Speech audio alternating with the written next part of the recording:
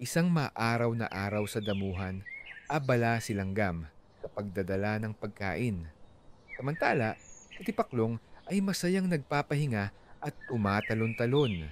Si Langgam ay pawis na pawis, ngunit patuloy na nagdadala ng mga butil papunta sa kanilang lungga. Samantala, si Tipaklong ay masayang nagkakantahan habang tumutugtog gamit ang dahon na parang gitara. Langgam, halika na, maglaro ka muna, wika ni Tipaklong.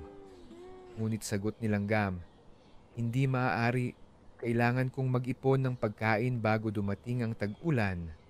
Patuloy sa pagsisikap si Langgam, samantalang si Tipaklong ay naglilibang at nagtatawa lang. Makalipas ang mga araw, dumating ang malakas na ulan. Nabaha ang damuhan at halos matumba ang mga puno. Wala nang makain si Tipaklong. Siya'y nangihina at nangangatog sa gutom. Nagpunta si Tipaklong sa lungga ni Langgam at nagmakaawa. Kaibigan, tulungan mo ako. Wala na akong makain. Pinapasok siya ni Langgam at binigyan ng kaunting pagkain. Tipaklong, sana natuto ka. Ang sipag at paghahanda ay mahalaga, payo ni Langgam. Nang sumunod na tag-init, si Tipaklong ay natutong mag-ipon ng pagkain kasama si Langgam.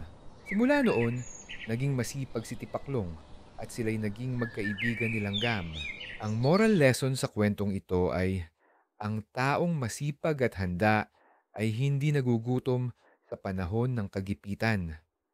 Katulad ni Langgam na naghanda ng kanyang pagkain at masisilungan, kaya nung umulan siya ay may pagkain at hindi nabasa.